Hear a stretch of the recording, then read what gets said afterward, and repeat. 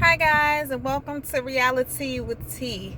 I'm reporting to you from the car. Sometimes it be that way, but I just wanted to get a video up about are we on episode 6 now or 5 of Married at First Sight?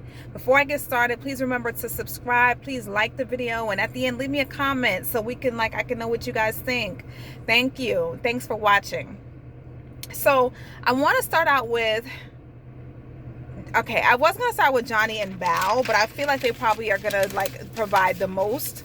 It feels like we're squeezing stuff out of this season. It's just so boring so far. It's like, come on. I know we don't want it to be love and hip hop, but then it's also like, okay, where's the juice? You know what I mean? I always lock the door when I'm in the car by myself, just sitting, because I watch a lot of movies and ID channel, but I just feel like, people could just hop in the car. You just want to be safe. So either way, try to remember to do that. All right. So let me start out with Jose and Rachel. I talked a lot about Jose and Rachel last time, right? And I think that this might work. They are both softening up this episode. So, they start out, and of course they're kissing in the bed, the whole thing. I'm just like, you guys are overkill, but whatever. Do what you do, right? He starts out saying that he planned for them to ride bikes together, and she tells him, I can't really ride a bike. And so, he says, well, I can teach you. And then he starts talking about himself. I taught myself to rollerblade within 10 minutes in the store. I can do this. Like, dude, you taught yourself that. That don't mean you could teach her to do that. You know what I mean? He keeps talking about how he picks up stuff really quickly. Like, he really likes to big himself up, which is great, but like, we didn't ask for all that. You know what I'm saying? So, she starts talking about, I think she asked him, or she said, listen, my dream trip before I have kids would be for us to go to Switzerland together. That's like my dream trip. And he was like, I'm going to say that's going to be a bit too much money. I think we should stay in the States and go to like San Antonio or someplace, he said, Vegas or something like that. And I'm like, at this point, that's a cool getaway, but that's not anybody's dream vacation anymore. This is 2020. We are vacationing, honey. I could even see if he said one of the islands, but Las Vegas, like, yeah, that's fun too, but like, we getting out and about, okay? This is 2021. Like, we living now. We doing better than the last generation. We're budgeting more so that we can make more trips. Understandably, she is not good with money, so he probably sees it as an impulse thing. But she said this is her dream vacation, meaning we're going to save up for it. We're going to do it once. You know what I mean? She's allowed that. That makes sense to go on your dream vacation before you have kids. I'm going to tell you this now, and I have 2 little ones. I'm not going to say this for everybody, but I absolutely admire people who I see taking their kids over to Asia and Africa and all these places. Child, I took my little one to Puerto Rico, when she was about 4 or 5 months old. Down there, she gets a fever. And then she starts throwing up all over the place, probably because of maybe the water or the milk or something we were giving her. Throwing up like crazy. That was scary. The second one, the big one also, when she was about 7 to 8 months or something like that. I know I was still breastfeeding. I took her to DR, got a fever there. You have to, now I'm to the point where I'm like, okay, maybe they can't travel out the States and all this kind of stuff so soon, because I just think about, all right, my kids always get sick when we travel. And I know I'm going off topic, but I'm just trying to tell you guys, I'm trying to make a point here. They always get sick when we travel, because you have to think about it. You're in a different climate than they're used to. There's different water, there's different foods, products, whatever you're using, right? You're getting them in and out the water. There are different things going on. You want to think, does my insurance carry over where I'm going? Will I have access to doctors or nurses if needed? Do I speak the language? These are all things that happen. When I was in DR, I don't know, I forgot the thermometer. We're trying to get to the damn infirmary. The infirmary guy is asleep. We were knocking on the door for like an hour. He's like, yeah, I have a fever. She has a fever, but she doesn't have any medication. So I had to wait. I just had to try to keep her fever down and wait until the morning to get Tylenol, that I hope was Tylenol, because I couldn't even read the bottle. You know what I mean? And it's like, okay, and then she cried the whole time. And kids are just difficult to travel. You can actually, I think I talk about it more in depth in one of my my motherhood videos I have in a different folder. Try to check it out, because I can tell you why I do not necessarily like to travel with my kids. So now we're in Florida, which is great because it's in the United States. I like a good Blue Water Beach. This is like the only place we can get a Blue Water Beach over here, unless you go, I guess, to Texas or something like that. So we're in Florida. Of course, I was at urgent care 2 days ago because my little one now, I guess her skin is so sensitive, or maybe she was attacked by some insect or something like that, but she broke out all over her body. So we had to go to urgent care and get some medicine. You know, it's always something. And that's why I'm like, I understand what Rachel said. You definitely want to take your dream trips before the kids come, because after that, it's not only that it's more cumbersome to carry them and deal with them and travel with them, but it's also the money. Then you're going to be thinking, oh wait, we can use it for this, or we want to put it in private school, we have to use it for tuition. There are other ways that you have to allot your money. So that's just something to think about. I absolutely agree with her. I think he's being stingy, and whatever it is, or maybe he's just nervous that she's just going to be very, like, you know, flighty with all her money, and he's trying to like set boundaries. I'm not sure, but like, to me, Switzerland doesn't seem like that big of a money breaker. Guys, travel as much as you can before the kids come. I went to Dubai on a Groupon. I just want to let you guys know that it can be done. I've done so many hotels and random getaways, ended up in New Hampshire on a Groupon, on a, you know, a Living Social, whatever it is.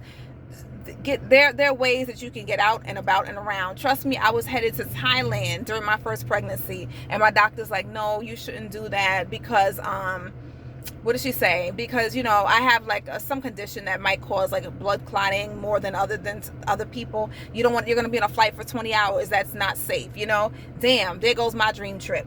And then the second time I'm pregnant, all right, let's just do a baby vacation. We'll go to Curacao. Oh, you shouldn't go. Here's my doctor. I wouldn't do that now. Just wait, because then you might deal with Zika. They were dealing with Zika virus at the time. Damn, I can't get away. You know what I'm saying? So definitely do it. Now, I just went on like a 3-minute rant about why you need to travel before you have kids, but it all came together. This is why I agree with Rachel. Either way, she didn't like that, and this is where they're going to differ, but he needs to loosen up a bit. They both need to compromise a bit. So, you know, they started doing the bike riding, and he is very supportive. And she even asked him, is this frustrating for you? Because I know it's frustrating sometimes when somebody knows how to do something. Like, I can't stand helping older people with simple computer stuff. Like, what do you mean you lost the cursor? Did you click? You know what I mean? Or what do you mean you don't know how to close down the window? Did you go to the top right corner? Like, the simplest stuff they ask me, and it frustrates me because it's so easy and it's so second nature for us. So I understand. That was awesome that she said, is this frustrating? And he was like, no, it's not. He was very supportive. So that was nice for them to see. And she did appreciate him for being patient, which was nice. You know, they brought up the bank account. She said, listen, I just can't get this out of my mind. They brought up the bank account issue again. And she just said, I just don't agree.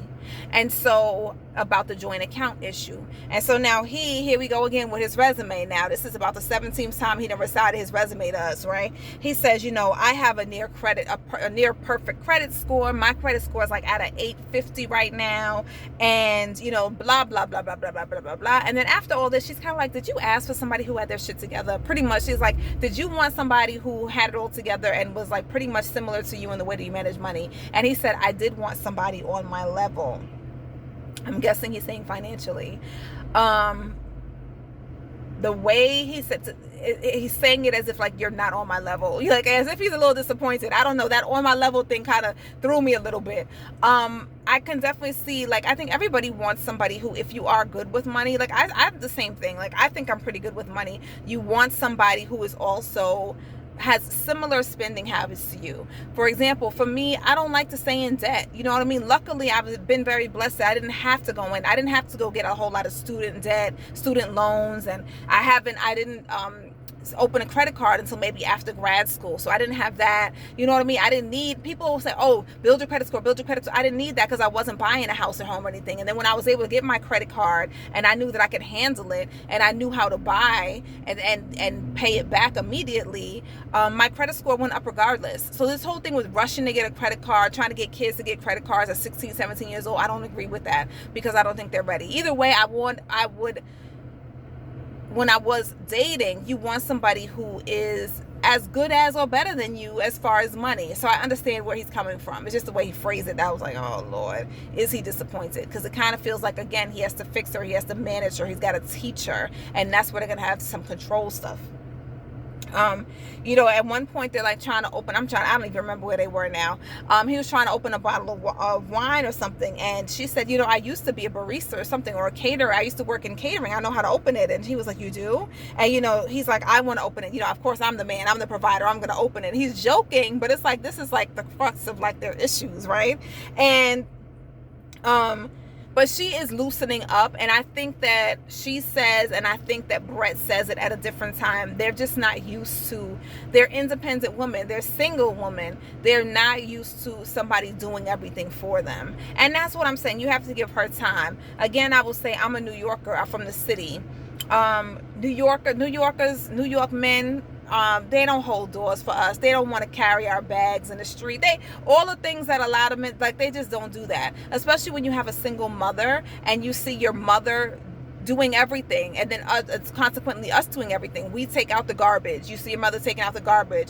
If you have a car, we fill up the car. We might get the car fixed. If something has to be done, we just have to do it because there's nobody there to default to in the home, right?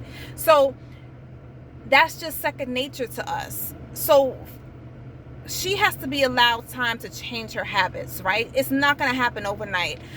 When I moved to Florida down south, is very different. The guys are raised very different than they are in the city. They're more gentlemanly. They have Southern hospitality. I would be carrying all my bags, you know what I mean, from the grocery store, because I didn't have a car in Florida. I was like the only one. So many people offering you a ride. We'll talk later about whether that's safe or not, but they'll offer you a ride. They don't want to see you walking. Oh, can I carry your bags? So they'll carry the bags to the door. They're holding doors for you 6-8 feet in front of you until you get there. Like, it's just different. And even though when I got down to Florida, it's like, okay, I see a door, I'm gonna open it, I'm still gonna do that. Or garbage has to be taken out, I just pick it up and take it out. Sorry, I think a call was coming through. I just pick it up and take it out. When you have a man around, and now have my fiance who is from the South, who just kind of does those things naturally, you allow it to happen. It's just a process, you know what I mean? You're just changing some of your habits. And now it'd be like, okay, I tied up the garbage, but when he comes in from work, he'll take it out immediately. You know what I'm saying? I'm done with taking out the garbage. I've done nothing with the car. I just started driving like 2 years ago. We've had a car for about 4 years now.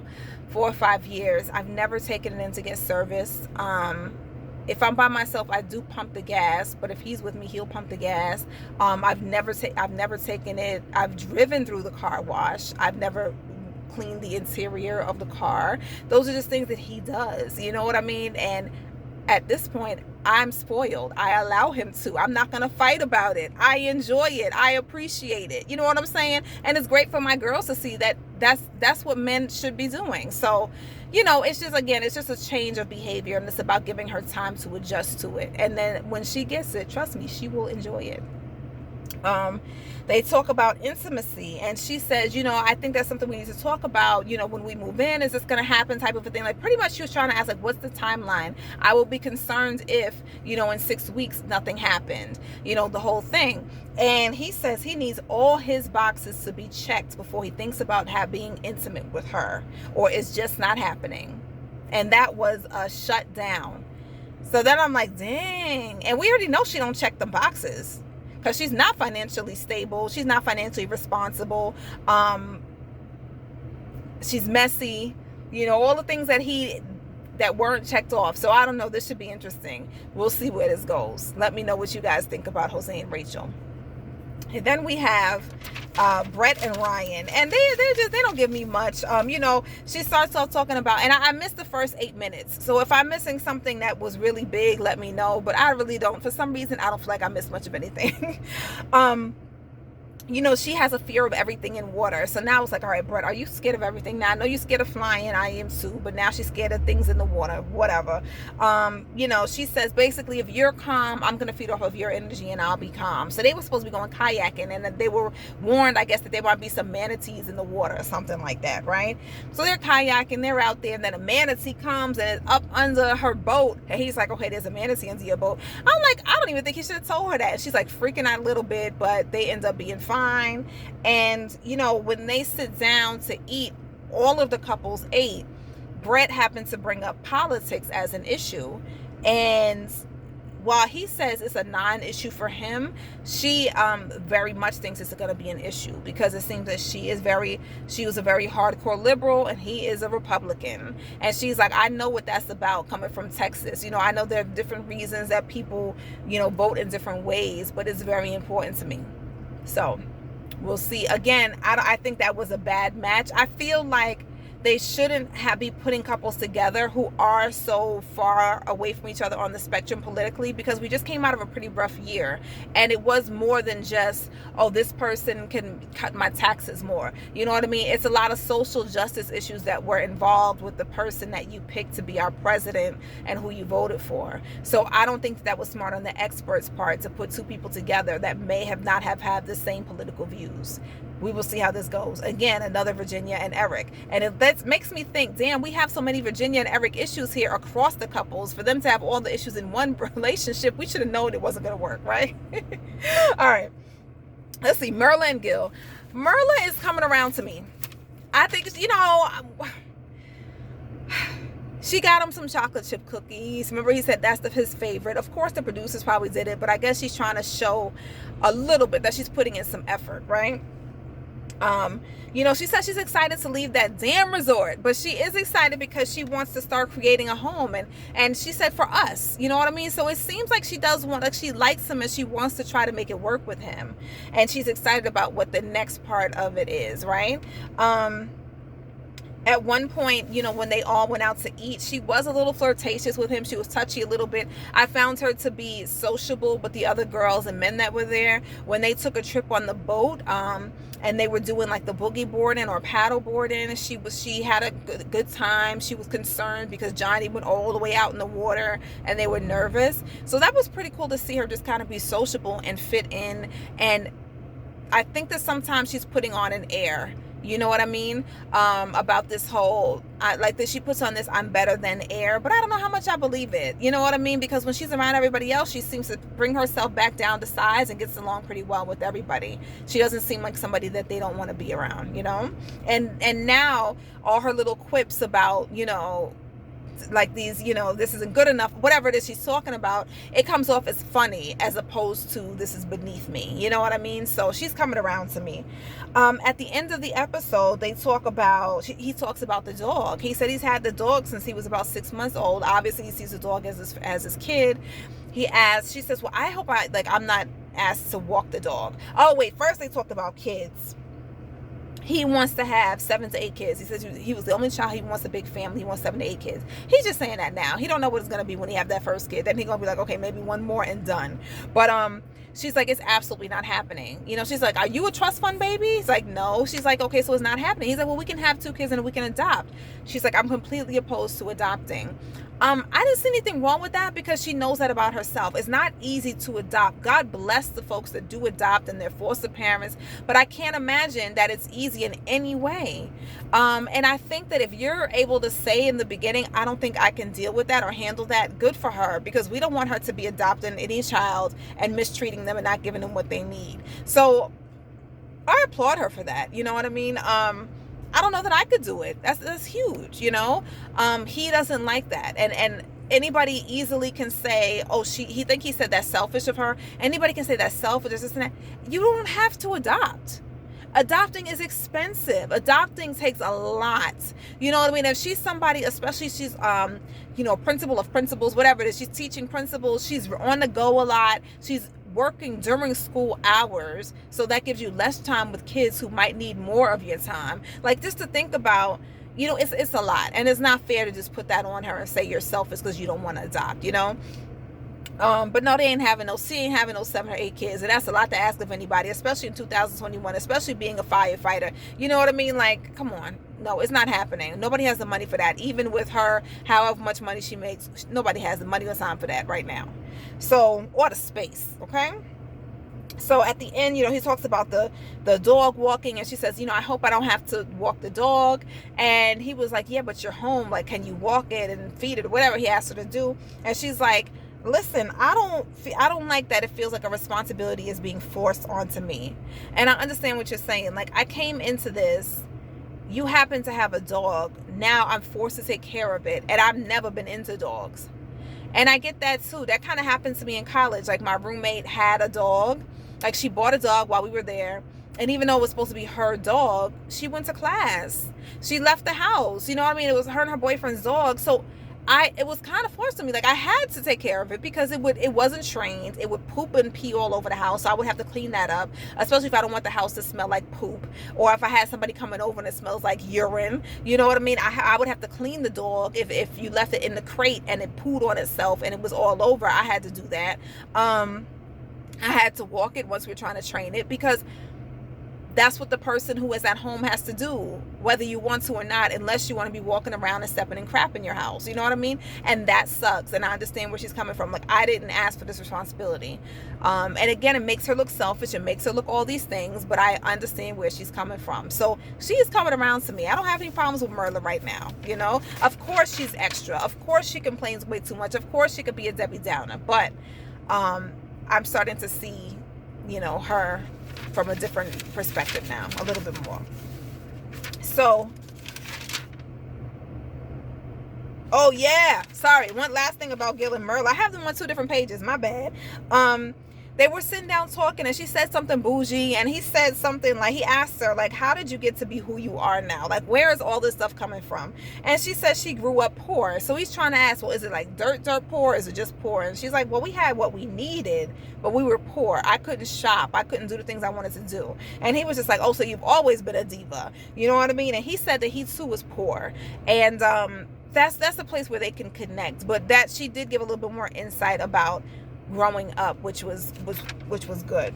Now the whole group, I told you that they all met and they had the discussion about politics. Mind you, Gil is the one asking all the questions at all these whole group things. I'm like, who's giving him this list of questions? Because he's doing all this talking and asking and explaining of his relationship. Like, all right.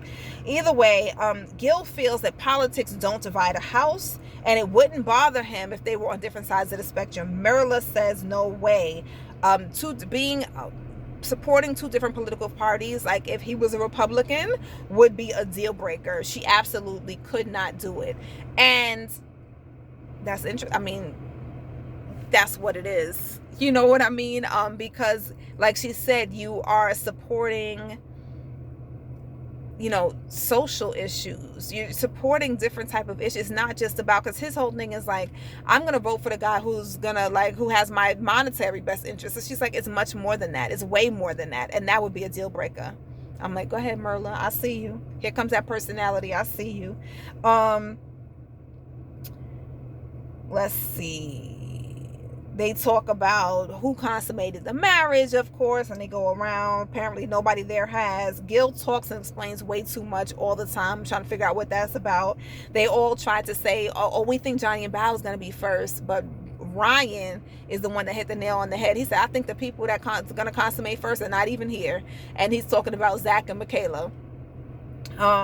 You know, they went on a boat ride. They played Never Have I Ever. And, you know, we found out that Bao has had a one-night stand in the past. We're like, oh, okay, Bao. You know what I'm saying? You putting on all this. You can't even walk outside in your bathing suit, but you getting it popping, you know?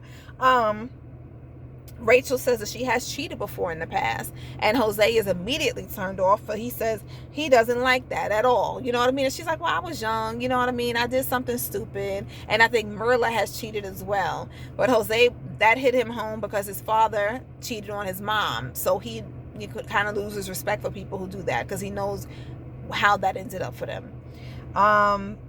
You know, so they did the paddleboard. Yes, Brett talked about being a caretaker and saying that Ryan does everything and it makes her uncomfortable. And at one point they went to go check on Zach, and Zach just said, you know, I'm feeling better than I did. I feel bad that Michaela has to be home and she can't stay here.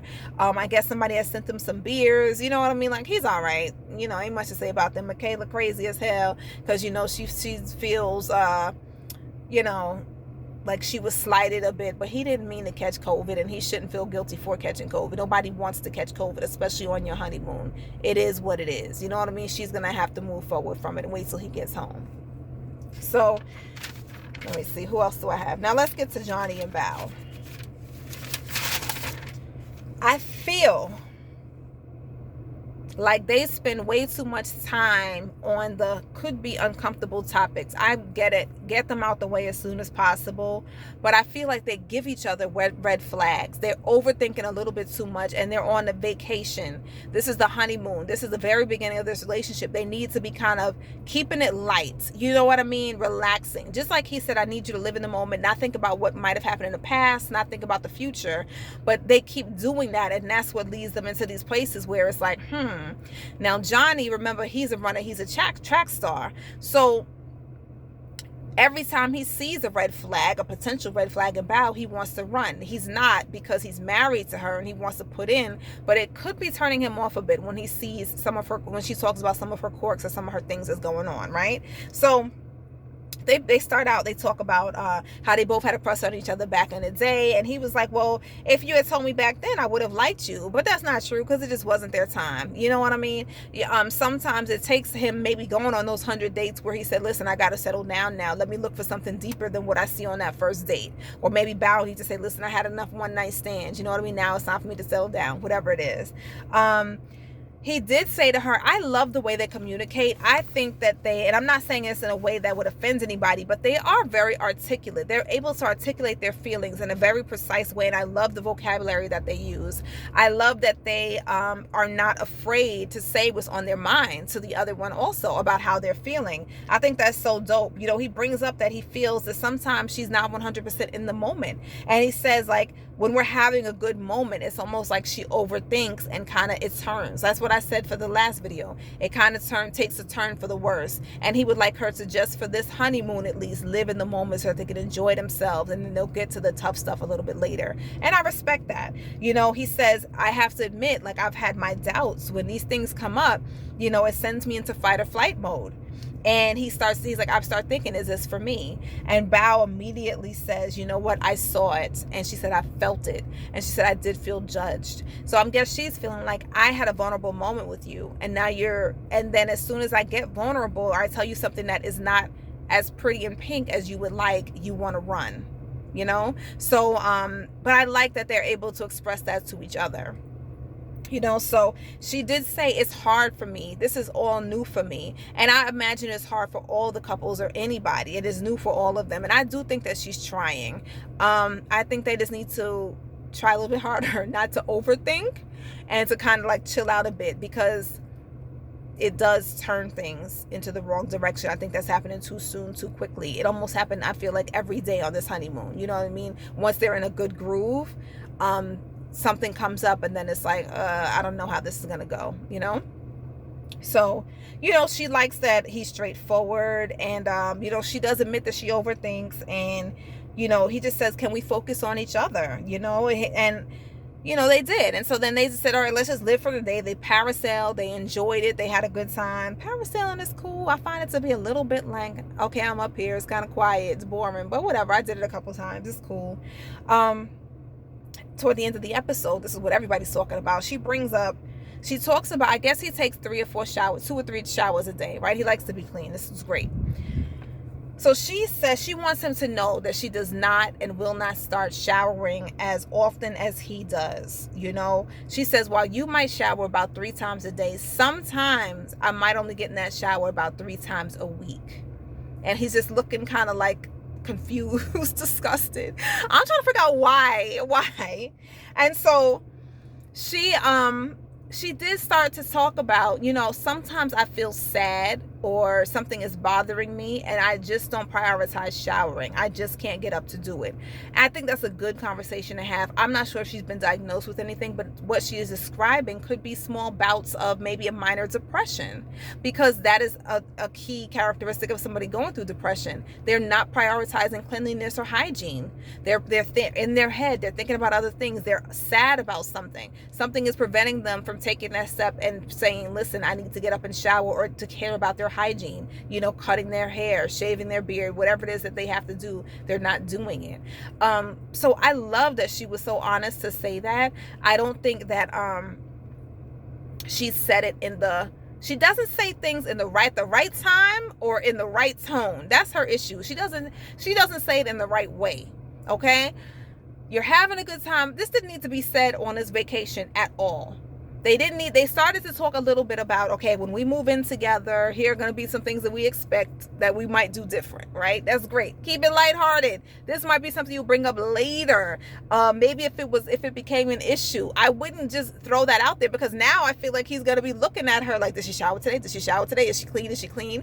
Then she starts going deeper and deeper and deeper. Sometimes I'm coming from the gym and I don't feel like showering. I might just get in the bed. He's like, well, can you not get in the bed? Because then we have to change the sheets. The sheets are not clean. Well, I don't want to change the sheets.